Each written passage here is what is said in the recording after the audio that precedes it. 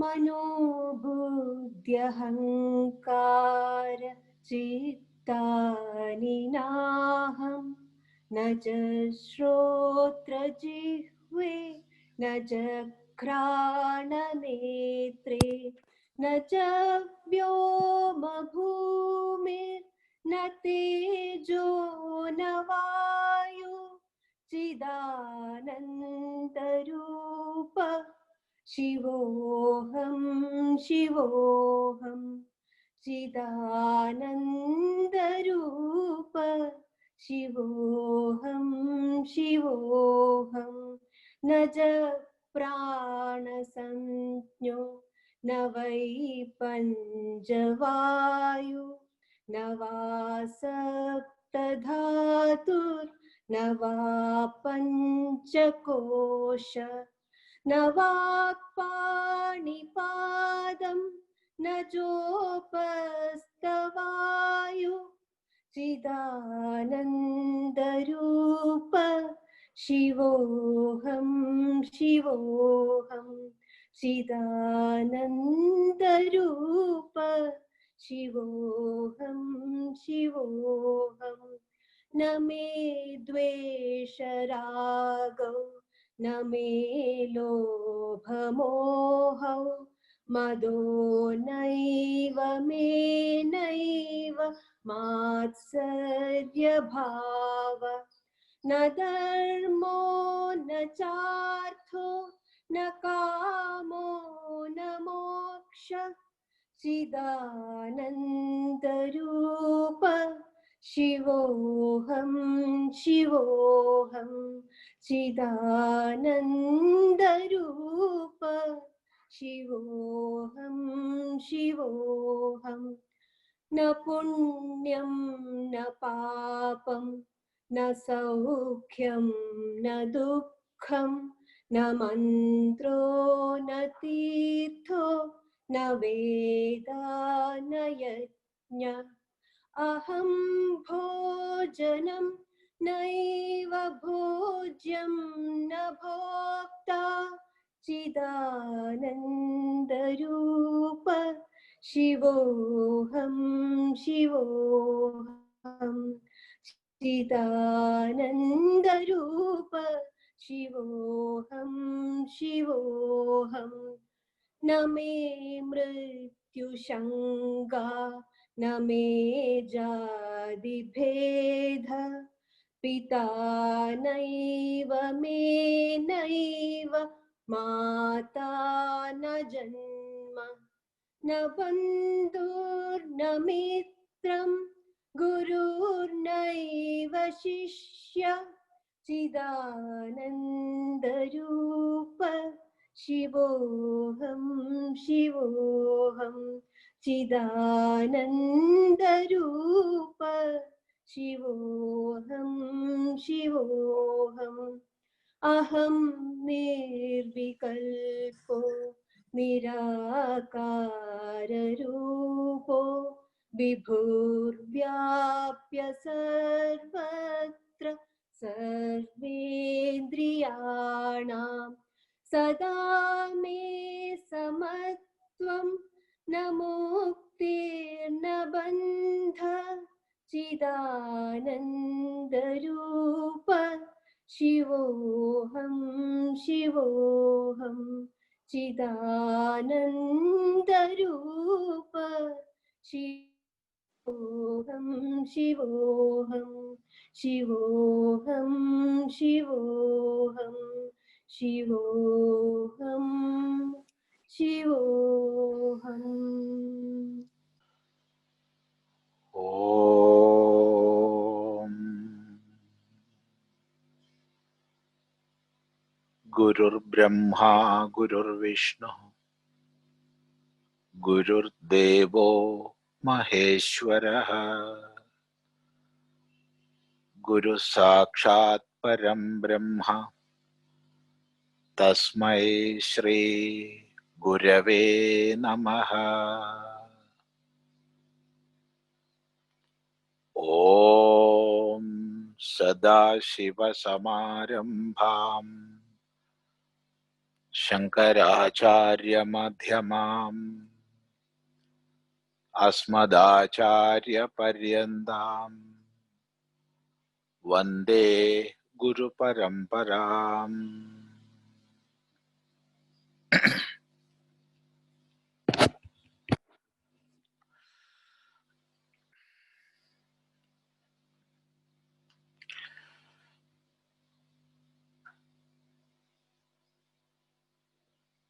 In our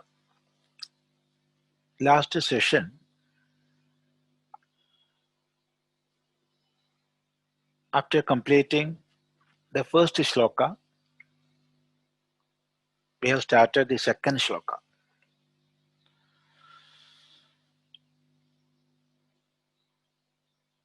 That is, nacha prāṇasaṅjño na vai pañcavāyuḥ na va saptadhātur na va pañcakośaḥ na vākpāṇipādam na copasthapāyu.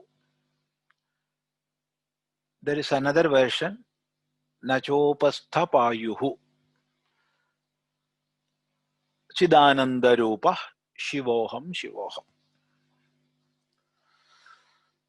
So this Nirvanashatkam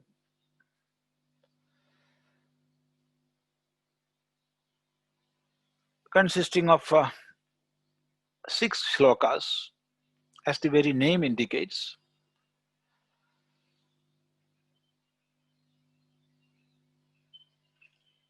In all the shlokas, we are negating objects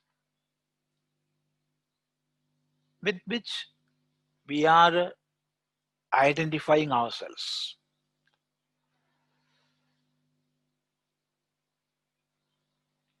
And by negating all those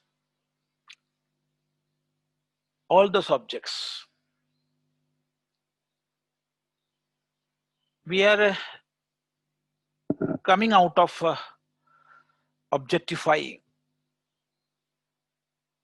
and realizing what my real nature is. So,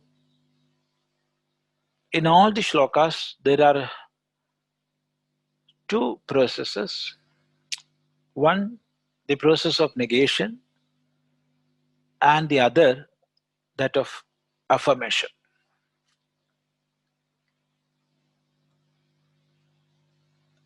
By negating those which can be negated, I am again and again affirming what my real nature is. So this is strictly according to the Sampradaya of Vedanta, that is the traditional style of Vedanta teaching, that is based on Adhyaropa and Apavada. This is the tradition, Adhyaropa and Apavada. Or it is the traditional style of teaching. So here we are negating all those with which we are identifying ourselves. Or in other words, because of ignorance, so many superimpositions we are doing. This is me, this is myself, this is myself. And analyzing what my real nature is, we are negating all those. This is not me, this is not me. So, what I was identifying all the time as myself or with myself, both ways, as myself and with myself. Now, with the help of Vedanta Shastra or the teaching of the Guru, I am negating. This is not me. And this is the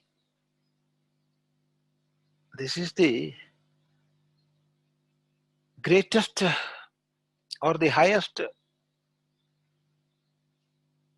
Vedanta of or highest way of learning.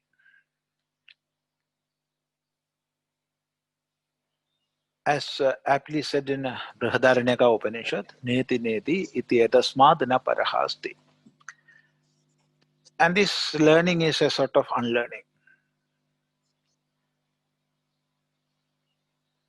Really, it is an unlearning. And this unlearning is learning.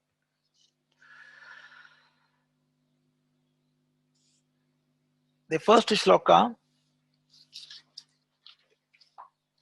manobuddhyahaṅkāra cittāni nāhaṃ, na ca śrotrajihve, na ca ghrāṇanetre, na ca vyoma bhūmir, na tejo, na vāyuḥ. In that shloka, we have negated internal instruments, then senses of knowledge, then elements, all the elements. And negating all those, I reached at myself, which is of the form of Chidananda. And the most auspicious one. Here also, in the second shloka, the same course is continued. We are negating all the objects with which we were identifying ourselves. And the first line we have seen, first pada, we have seen, nacha prāṇasaṅjño.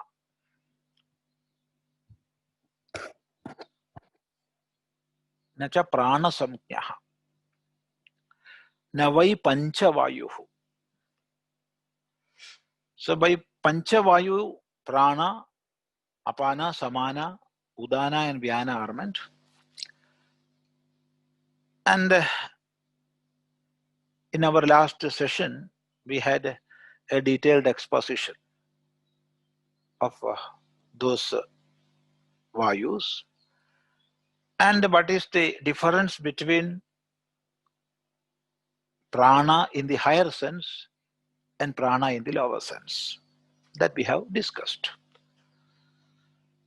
So in the highest sense, the term prana means Brahman itself or Paramatma itself.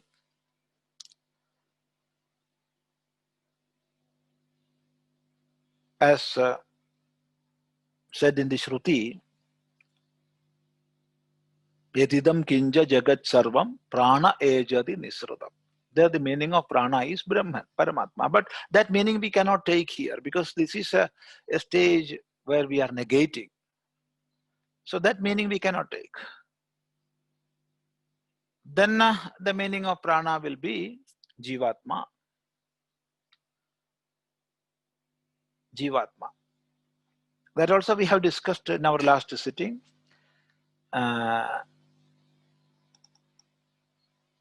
Urdhvam prana munnayati apanam pratyagasyati. There prana means the vital force or vital air. And in the mantra, na pranena na panena. There also the shabda prana means vital air. As here pañcavāyuḥ is specifically mentioned later, here We can take the prana as to mean jivatma or the vital force or vital energy, as well explained in Prashna Upanishad and Brihadaranyaka Upanishad. Many Upanishads, prana is explained as the vital force or vital energy or jivatma. So that is negated. I am not the jivatma, or I am not the vital energy. And we are coming to the second pada. Nava saptadhātuhu na va pañcakośaḥ. I am not saptadhātu and I am not pañcakośaḥ.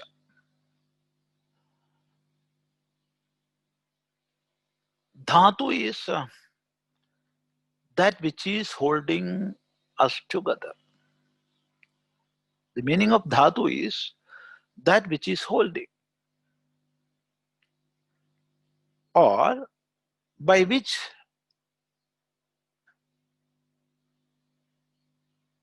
we are held together. That is dhatu. So that which is holding together something, whatever be it, the adhesive principle, that is dhatu. See this body, so many parts are there, so many organs are there, and each and every organs are doing their own functions.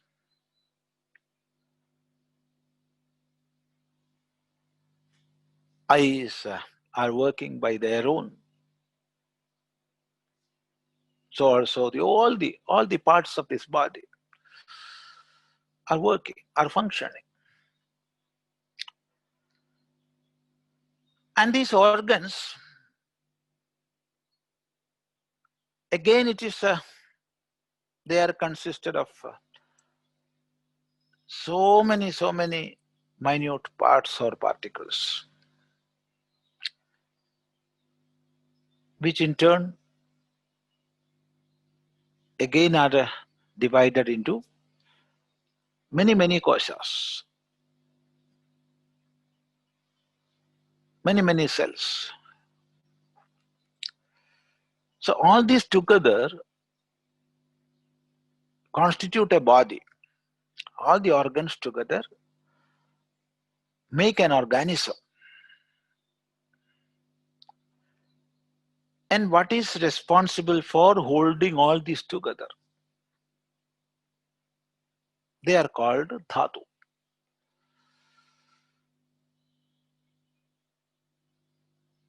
In the Ayurveda Shastra,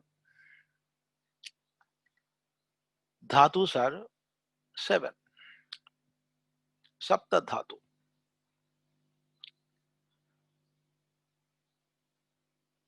Mamsa is a dhatu. Majja is a dhatu. Then asti.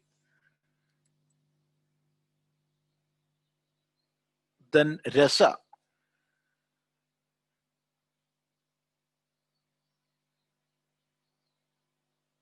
Then mado. Then rakta. And finally shukra.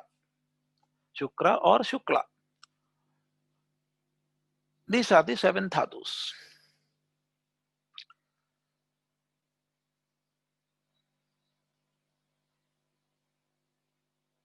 The tissue, roughly we can translate as tissue, but actually dhatus are not tissues. Dhatus are made of tissues, but roughly we can say dhatu as tissue. So mamsa is flesh, then medas,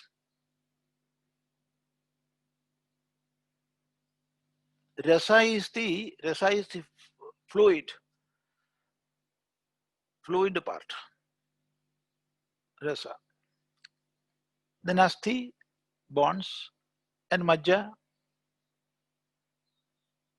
that which is within the bonds. Then rakta and shukra. These are the 7 dhatus. In all our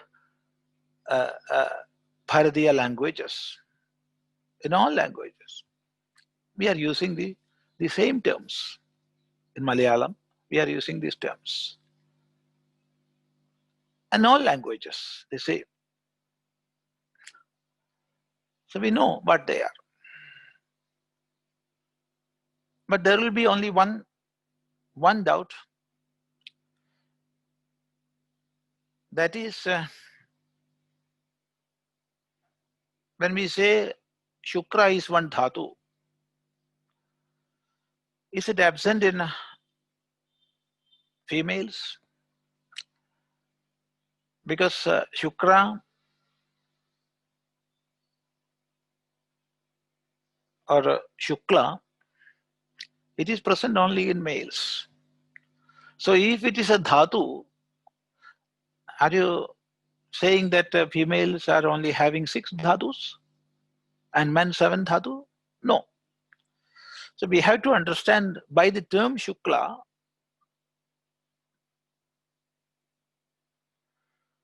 our reproductive tissue or those parts which are responsible for reproductive function, they are meant, not the semen. So in females also, Shukra is there. So the 7 dhatus, they are holding this body or this constitution together. Or because of them, this body is here. It is living. And the doshas within us, that is Vada, Pitta and Kapha. These 3 doshas are maintained in a balance, or there is an equilibrium of these 3. And when these 3 doshas are maintained in perfect equilibrium, these dhatus will function well. They will do their duty well. They will stay in their respective places and will do their work very well. Then this body will be in perfect health. But when these doshas, their balance or their equilibrium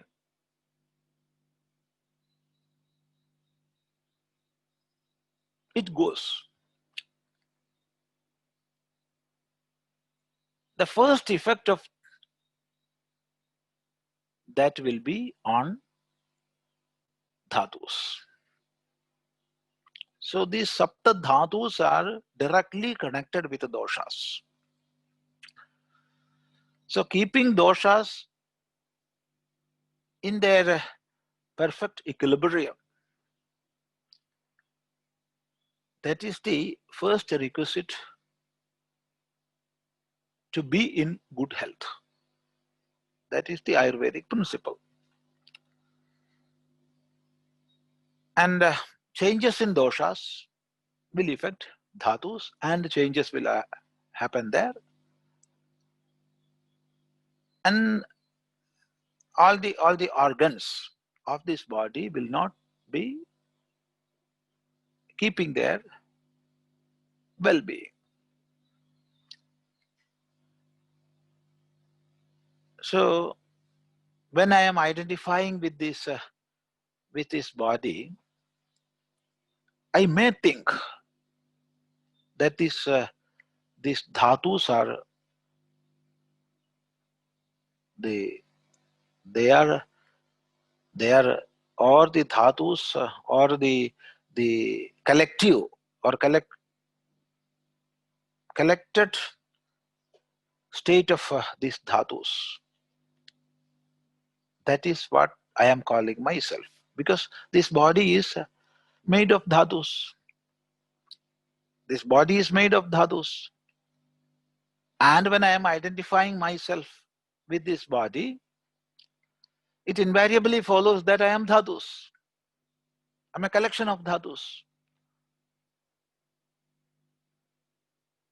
And that misconception is negated here. No. Dhatus are important. They are holding this body together. This constitution, this body constitution is made of dhatus. There is no doubt in that. But I am not the dhatus. They are holding the body together. And I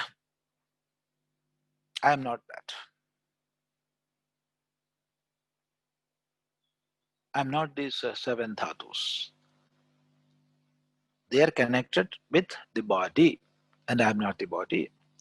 And in the same way, na pañcakośaḥ, na va pañcakośaḥ. Pañcakośaḥ. Kosha means a covering, especially covering made of leather. We are using to keep our sword or knife.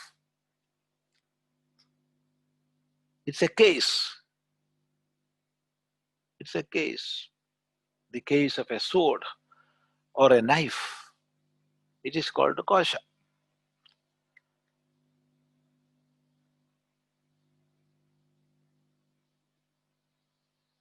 In the Vedanta Shastra,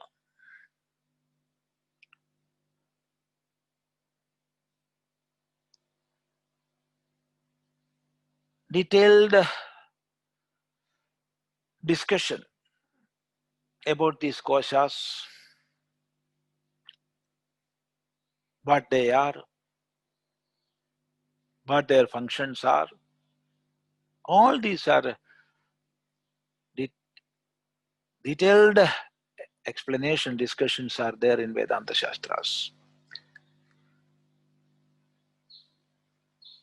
The very first place we can see that this body is the kosha. So how many koshas are there? Only one kosha, because this body is the kosha. And then I am thinking more. I am considering this body, what it is, of what it is made. Then I will recognize there are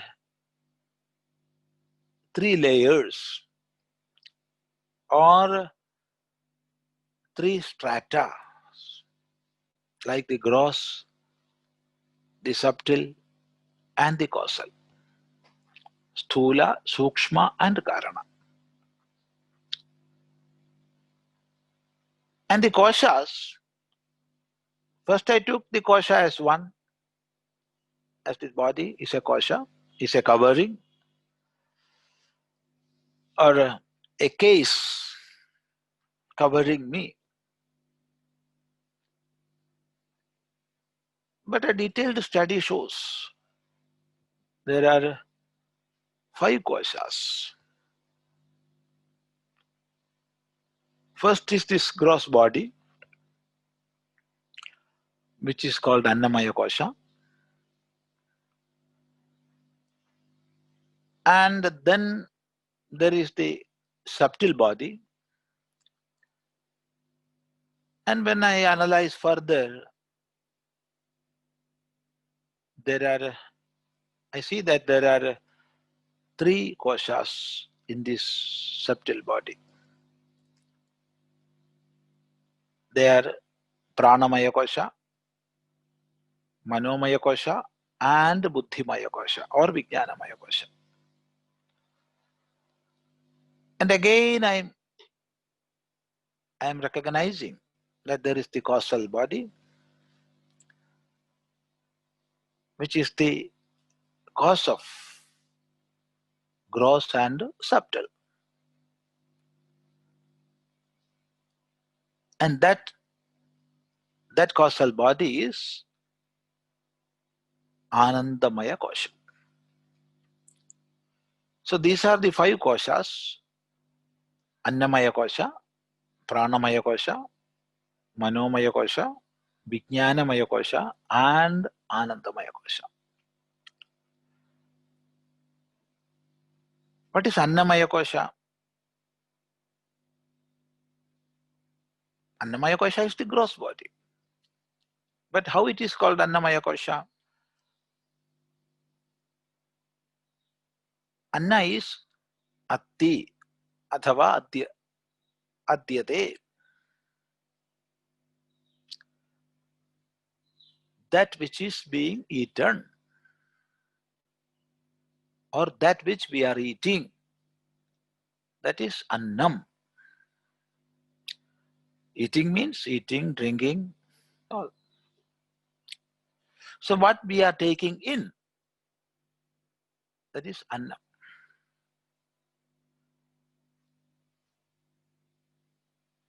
And the kosha, the covering or the shield or the case in which I am living, which is made of Anna,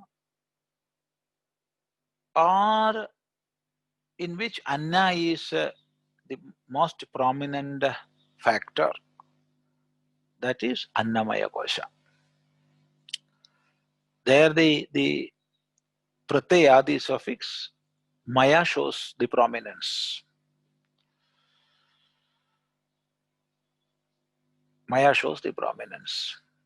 So where Anna is most prominent, that is Annamaya kosha.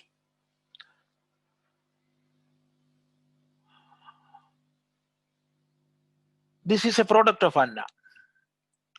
This is a product of food. That is the food which was consumed by our father and mother. Out of that, their dhatus developed. And from their final dhatu, that is the shukra, this body came into existence. And after my birth, I started eating and drinking. And because of that, this body is now in this condition. So this growth of this body and the sustenance of the body is because of the food I am taking. And that is why this gross body is called Annamaya kosha. So that is the first kosha. And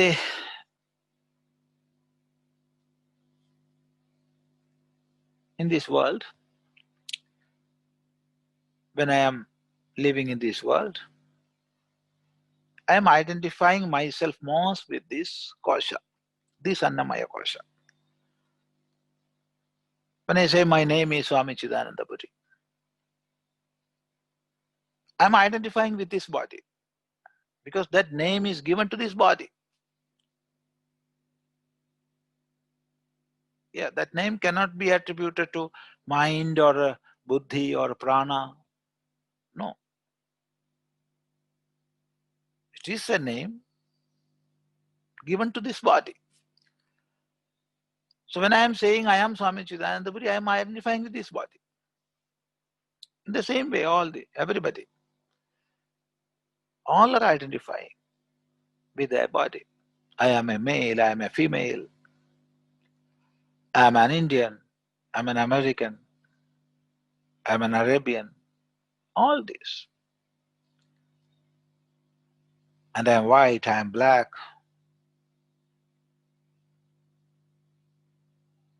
So all these are the effects of identification with the physical body.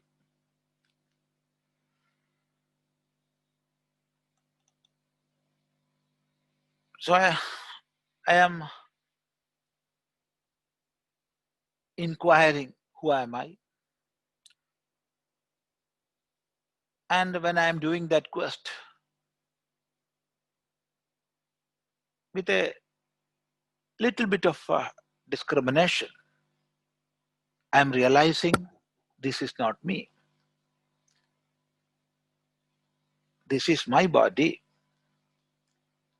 It is constantly changing.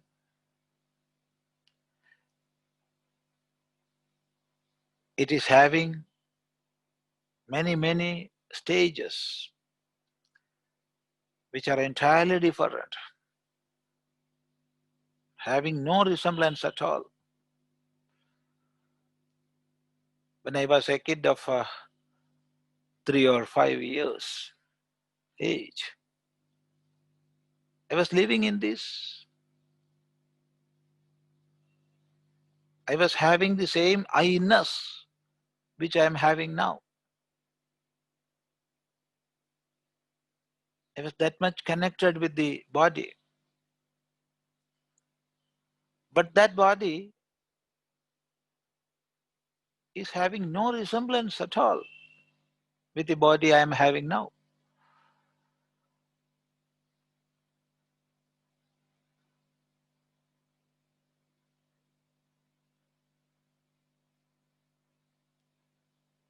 Some days back I saw a photograph.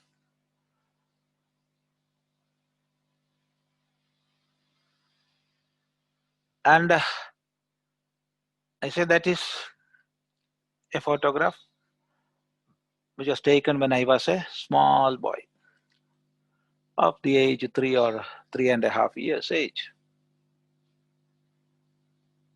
And I'm having that knowledge, it is my photo. But no resemblance at all.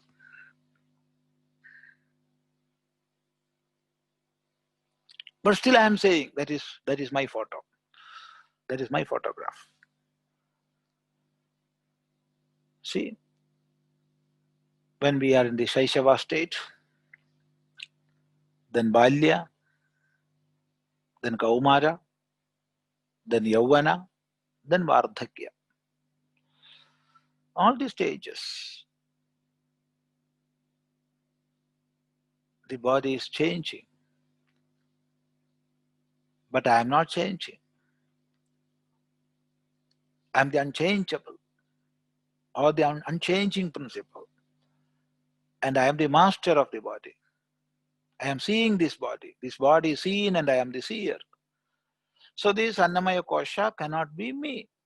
I am not this. Then who am I? The quest continues. Then I am reaching at the next stage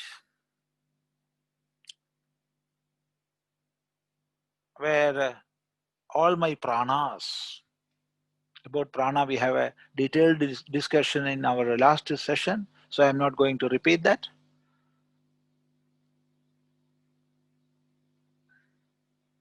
So these pranas and organs of action, karmendriyas, I have. And I had identification with that. That is why I am saying, when my prana goes, I will die, or I am dying. I am identifying myself with the prana. I am thinking when the prana entered the body, I came into existence. And when the prana goes out, I will die. So my life started with birth and it will end with death. And this life is in between life, birth and death. And that is only because of prana. That was my thought. But when I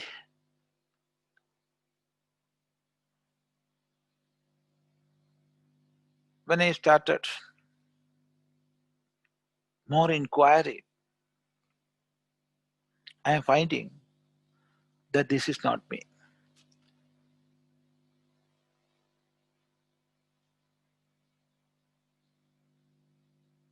Because there are so many changes in prana. Prana is not always alike. The functioning of prana. And an expert in pranayama can stop his or her prana for some time. And as an effect, the whole body will become like a dead body. Activities of prana.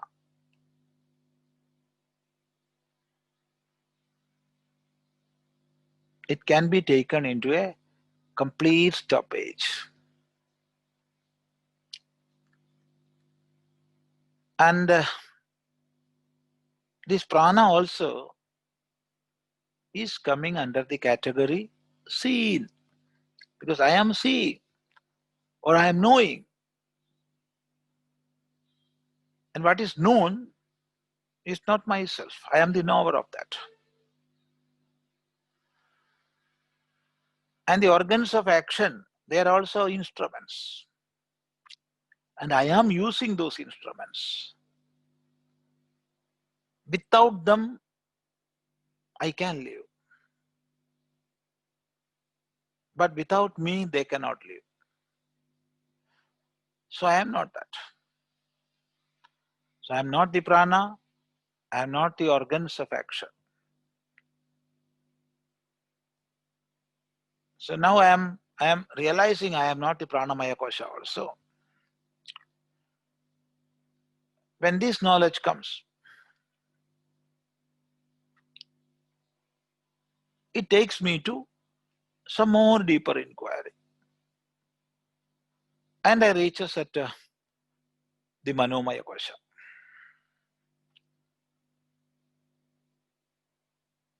Manomaya kosha is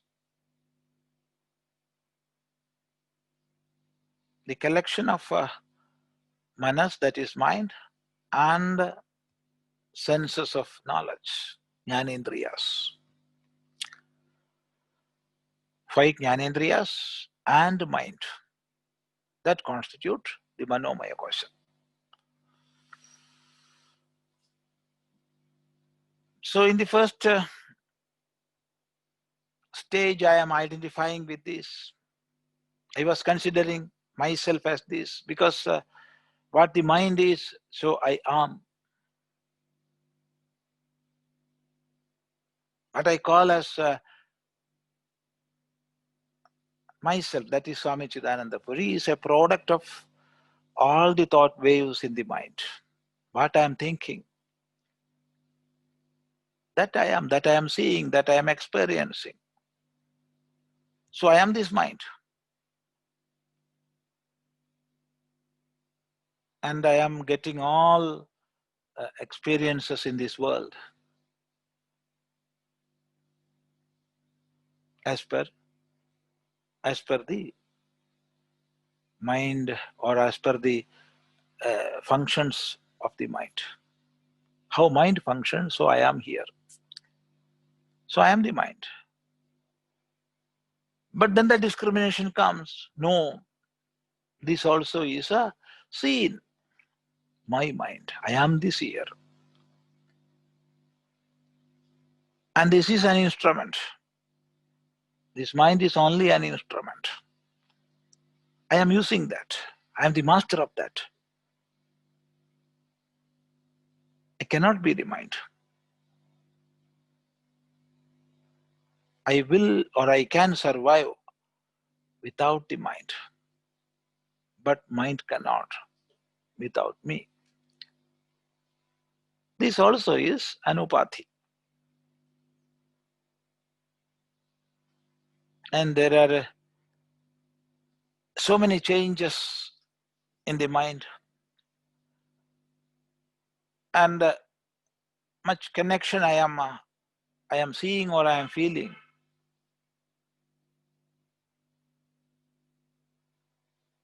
Connection, what connection or what type of connection? Many connections with food, what I am taking in, how they are influencing my mind, how they are making my mind. So this is a product. This is something seen. It cannot be myself. So I am negating that also. I am not this mind and senses of knowledge. All the 5 senses of knowledge are not me. They are my instruments. I am seeing through them. I am hearing through them. I am touching through them. I am smelling through them. I am not that. I am the owner of them. So this discrimination takes me to the conclusion I am not this manomaya kosha. So negating manomaya kosha, invariably it negates vijnanamaya kosha also. We need not go to negate vijnanamaya kosha further, because mind and buddhi,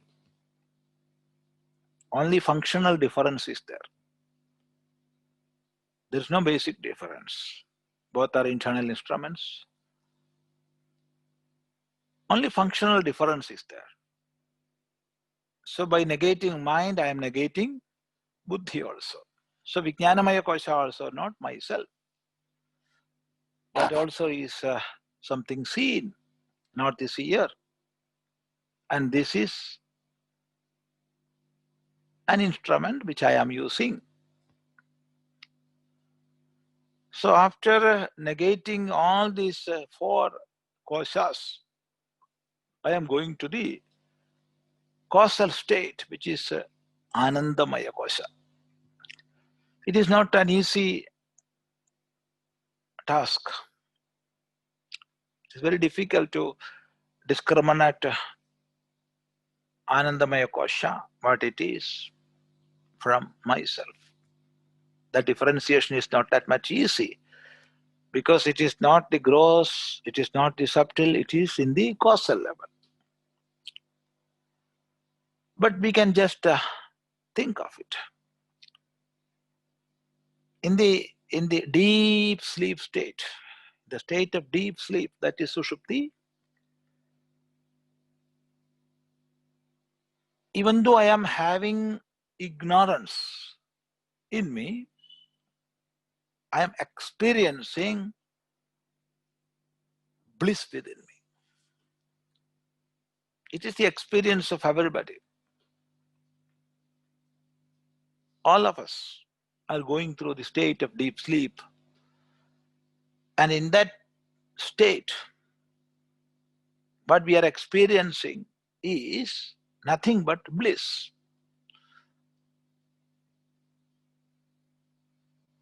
Limitless happiness.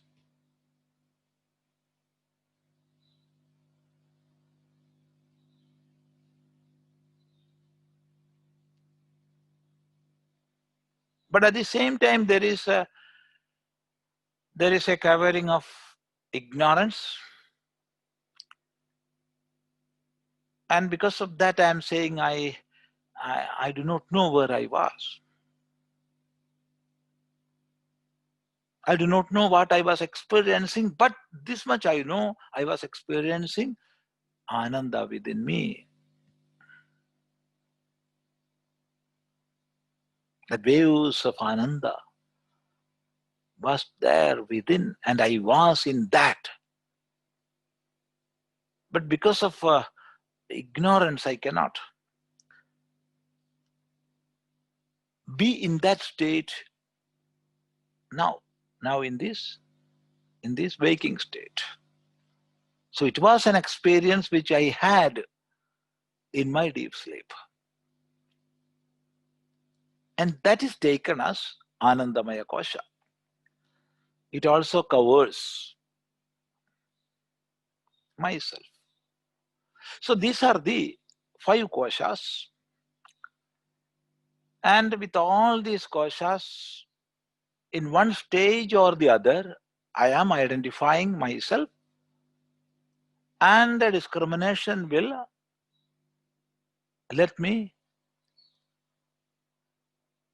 go above that identification, or it will take above this kosha. With that knowledge, I am not that. I am not that. So here I am negating these 5 koshas. Nava pañcakośaḥ. Then na vākpāṇipādam. Na vākpāṇipādam. Vak, Pani and Padam. Nacha copasthapāyu. Here I am negating karmendriyas, organs of action. In the first shloka, I negated senses of cognition, senses of knowledge, jnanendriyas. Here in this, karmendriyas. Actually, they are negated, because when I negate the koshas, all these are coming under that. But still, see, in other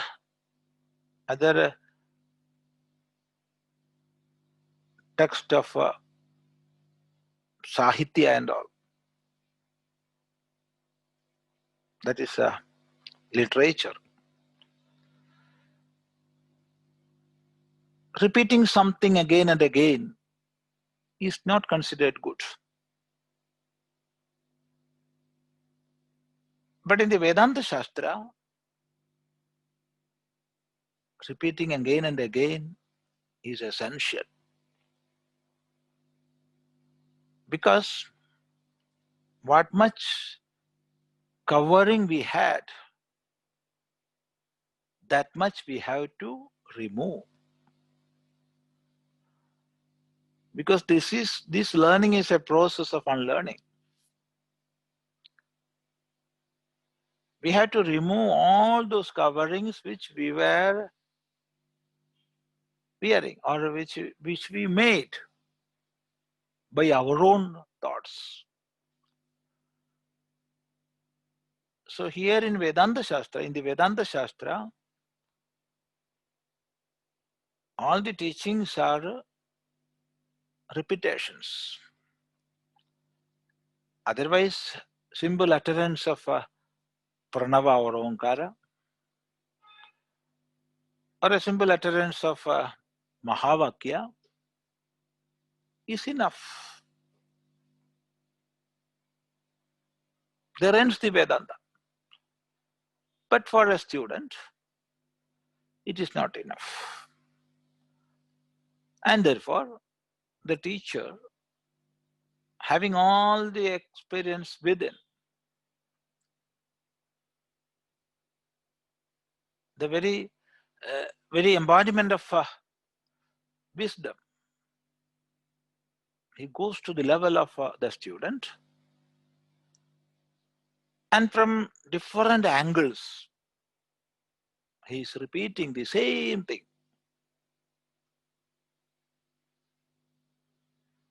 And thereby helps the student to negate all identifications, all false identifications. So that is why there are repetitions in Vedanta Shastra. So it is accepted. Repetition is accepted here. And hearing from one guru repeatedly is advocated. Avritihi asagrid upadeshad, asagrid upadesham, repeated teaching. That's essential. So, while we negated pañcakośaḥ, all the organs of action also were negated. But even then it is again taken, and here na vākpāṇipādam, na vāk is the organ responsible for pronouncing vāk. Vāk is the organ responsible for pronouncing vāk.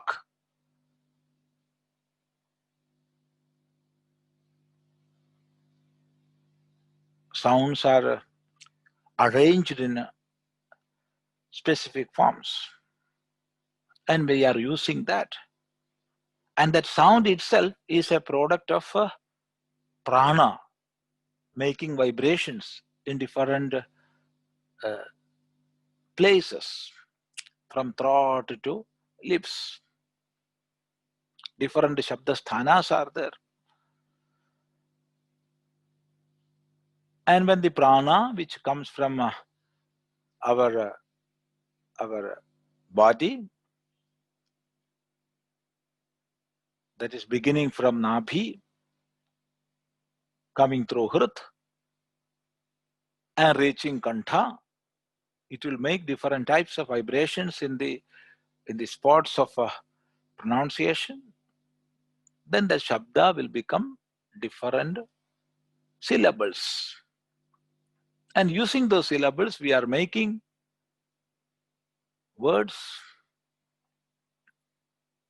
And using words, we are making sentences. And that is how we are communicating. So for this, vāk is responsible. Then pani is that organ of action which is responsible for taking and giving. Getting something and giving something. That is a function of pani. Then vākpāṇipādam. Padam is that organ with which we are moving. Displacement happens. Running, walking, jumping, all this. Then copasthapāyu.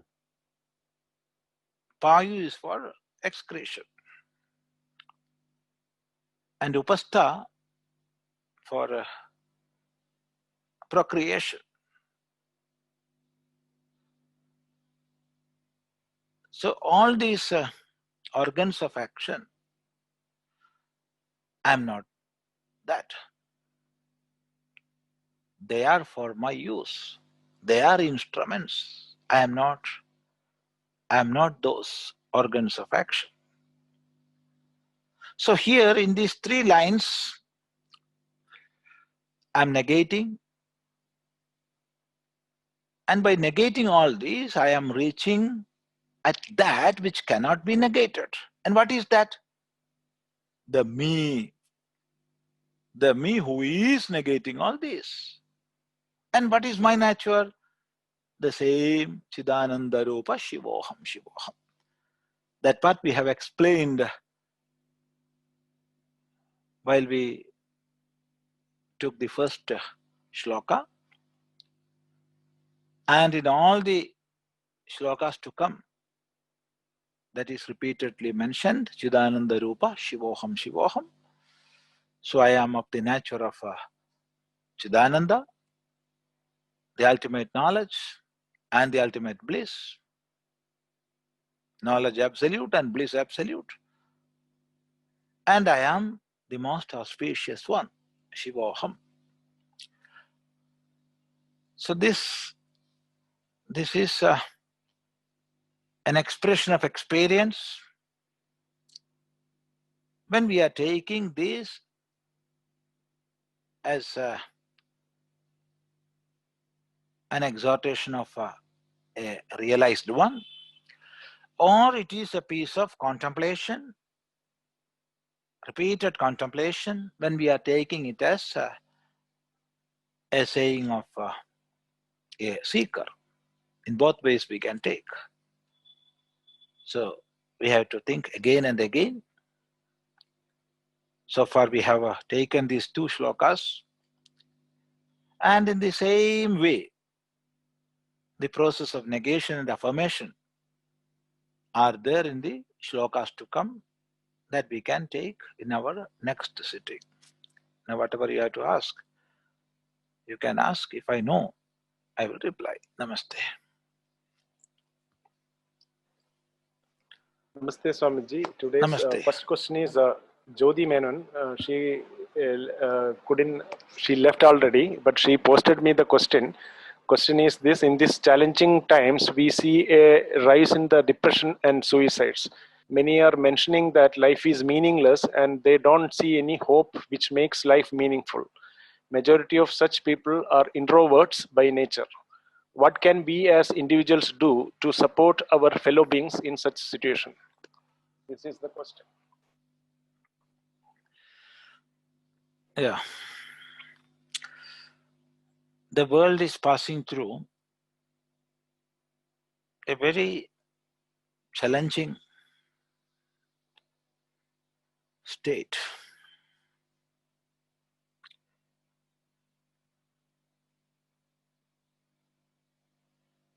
The spread of the pandemic,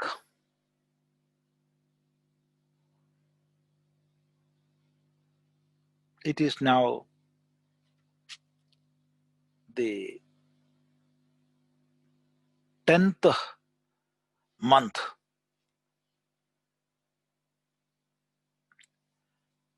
And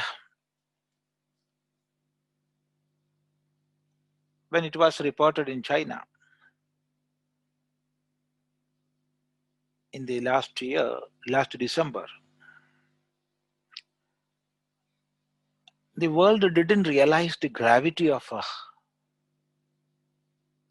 that.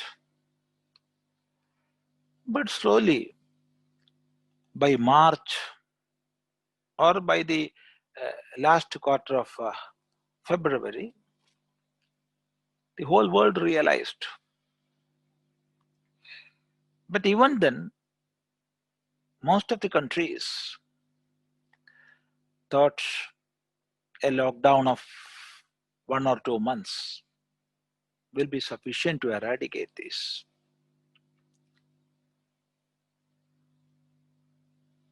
But now, what we are seeing is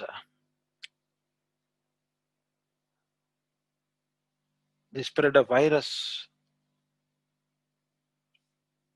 It is going on and on. And by now, much mutation has happened. As experts are saying, that virus is now in more than 49 or 50 manifestations. Different mutations occurred. And still, it is going. But by the time the common society has come to realities and how to adjust it, how to stay with that virus, how to work with that, how to live with that, that awareness is slowly coming. So that is a positive thing. But our society because of unemployment, because of economic problems,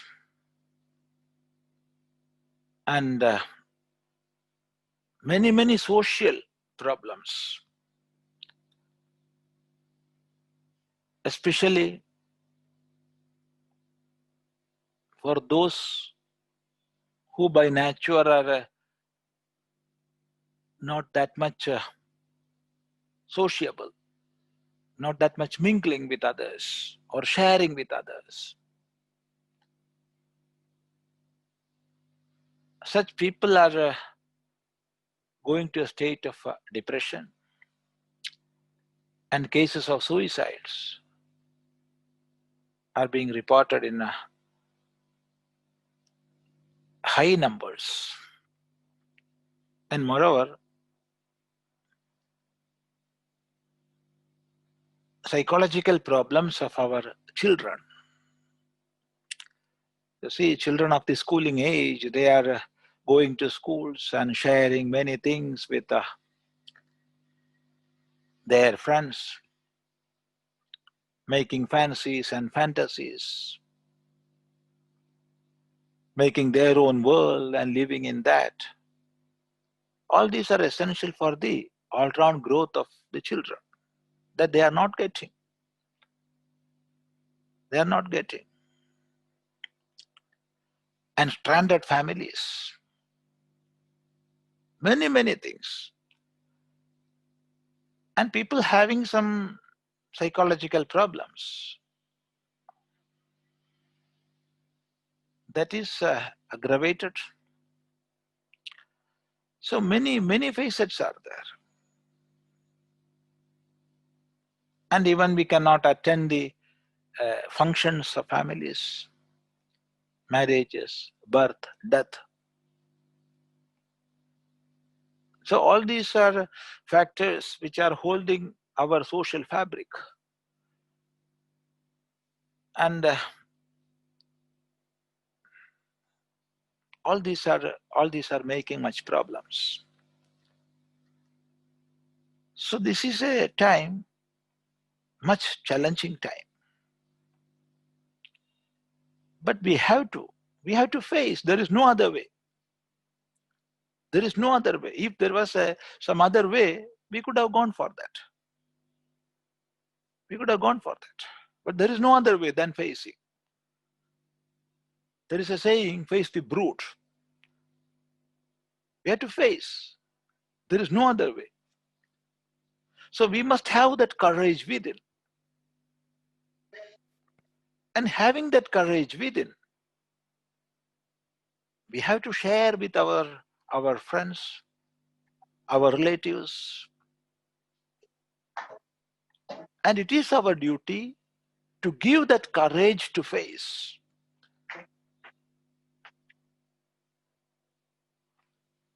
Yesterday has gone. And today is today. But this will also go. This will also go. That is the message we have to give. This will also go. So it will make that preparedness to face. And simple teaching,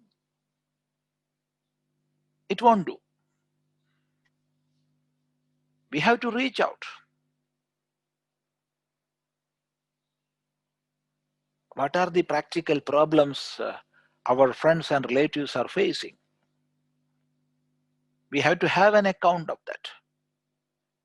And physically, let me repeat again, physically, we have to share with them. We have to share with them. That is very essential at the stage of crisis.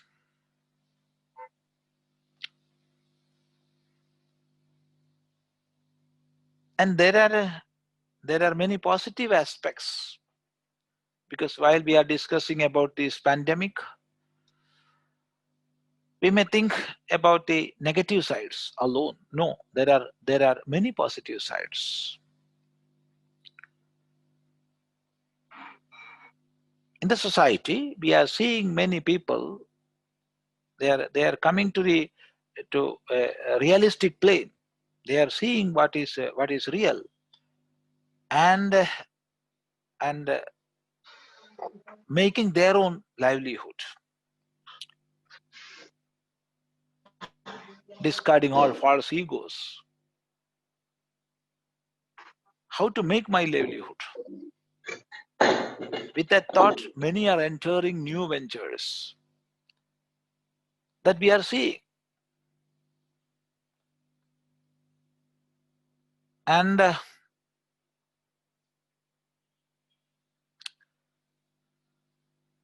many physical aspects,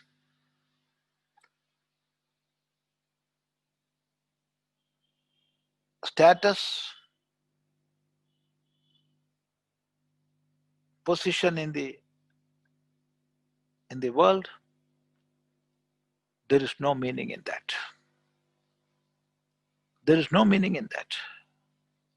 That we are realizing. And that realization, it takes us to the next stage or next level. What is above this? So that inquiry into what is above this physical plane, that comes. And so we are seeing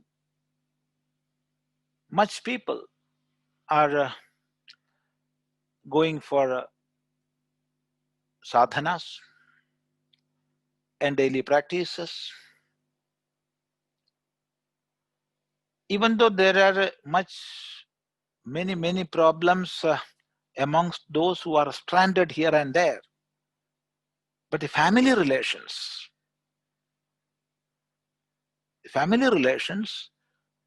that is getting more and more stronger, because husband and wife and parents and children, they are staying together. And that togetherness,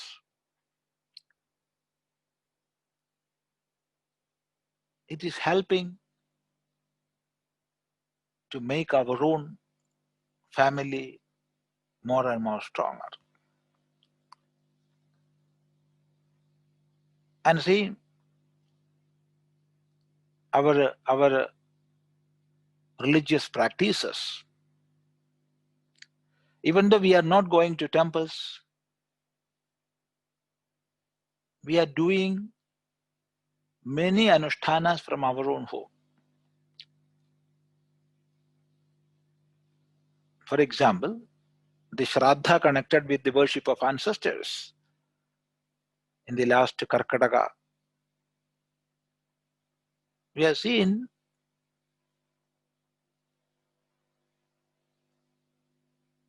many thousands of people doing those karma from their own home. And recitation of Ramayana in the Karkataka month. It grew 1,000-fold this year.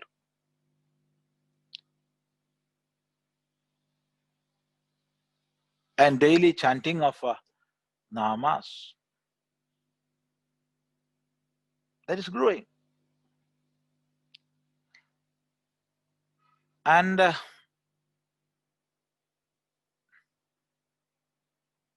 controlling expenditure or coming out of extravagance and leading a dharmic life, that our society is learning.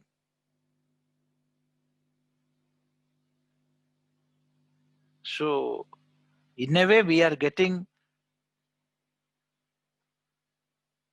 escape from the clutches of consumerism. That is a positive aspect of this this pandemic. So there are both positive and negative. But our duty as individuals is to reach out maximum friends and relatives and share with them and give the message we have to face. We cannot run away. We have to face. And we have the courage to face. We have the resources to face. And we will face. We will face. That attitude we have to have within, and we have to give to others. This is essential now. And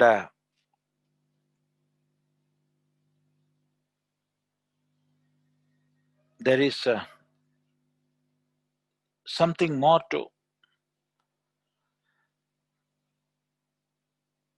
note here, especially in Kerala. At this time of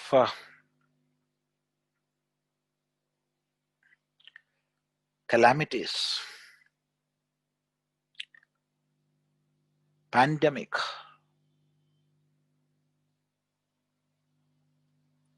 what our politicians are doing here,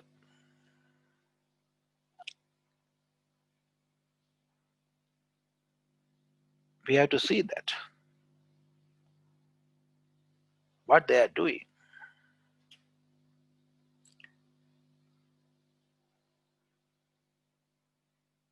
Especially in Kerala. So many more things are there.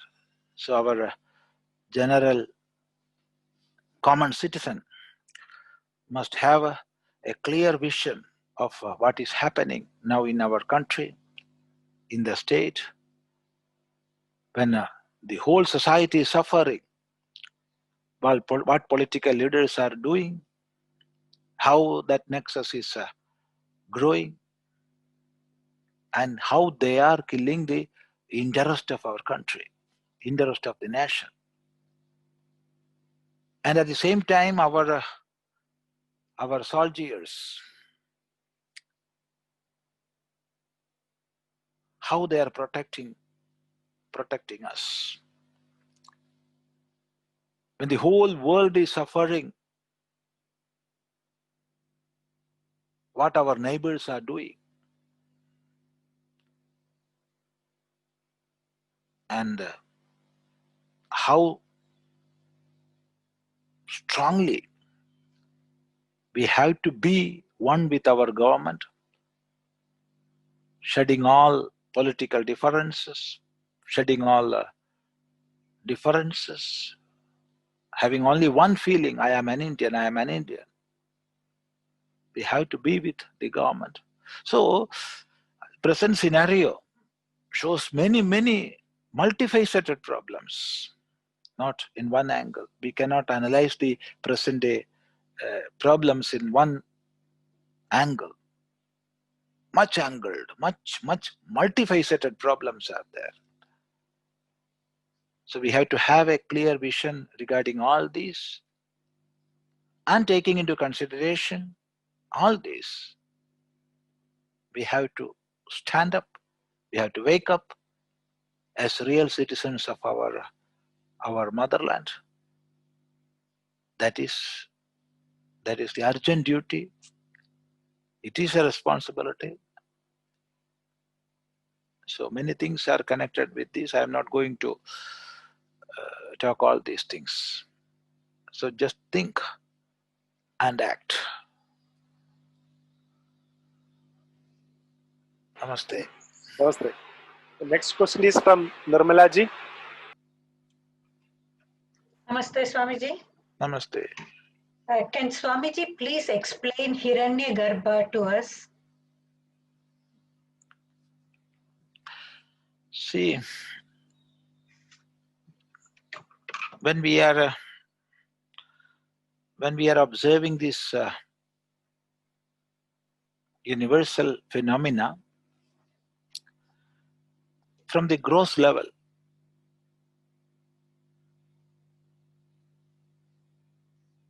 this is the world, many worlds around us with all their ingredients, beings, living beings, non-living beings, everything.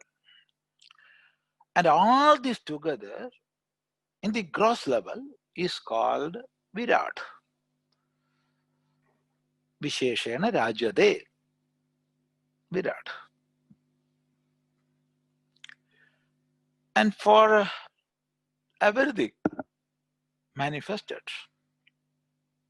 let me repeat, for everything that is manifested, there must be a cause. Because effect will not be there without a cause. So for the gross level, there will be a subtle, and for that subtle, there will be the causal.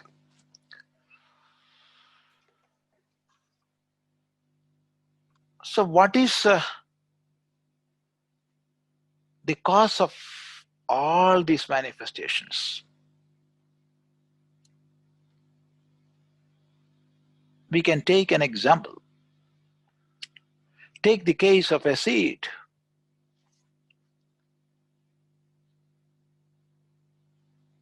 In that, the power to grow is there, inherent. It is not manifested, but that power to grow is there within the seed. And from that, the seed, from that seed, a small projection comes out. It sprouts. And there is no leaves, there is no flower, there is no seed, nothing in that, but a small projection. That is called, that small projection from a seed is called Angura.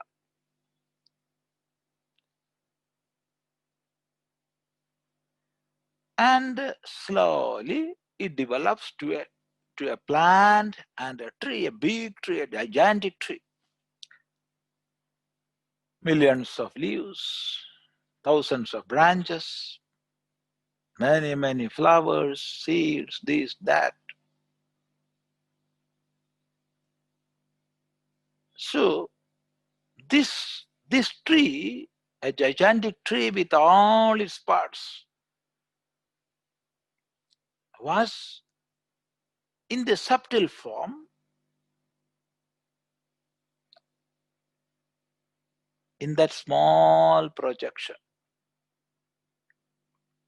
just like a bud. And it was in the causal stage, in that seed. So in the same way, from the Karana Brahma came Hiranyagarbha, and from Hiranyagarbha the whole Virat manifested.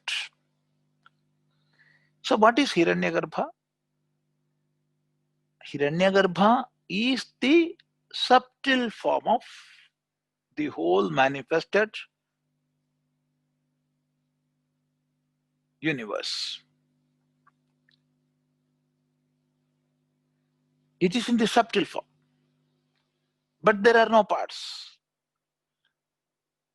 No many worlds are there, no living and non-living beings are there, but everything in the subtle form are there in the Hiranyagarbha. And the very manifestation of Hiranyagarbha, it came from the Karana Brahma. And what is Karana Brahma? Karana Brahma is Brahma, where that innate power of Brahma, the non-differentiate, let us repeat that, the non-differentiate innate power of Brahman, which is called Maya,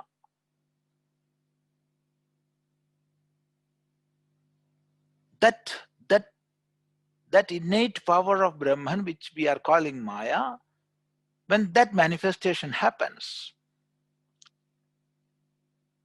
then all the creations or all the things to be created are in the causal state within that. And that state of Brahman, with Maya manifested, we are calling Karana Brahma. And from that Karana Brahma, it is just like a seed, came Hiranyagarbha. It is like the bud which came from that seed.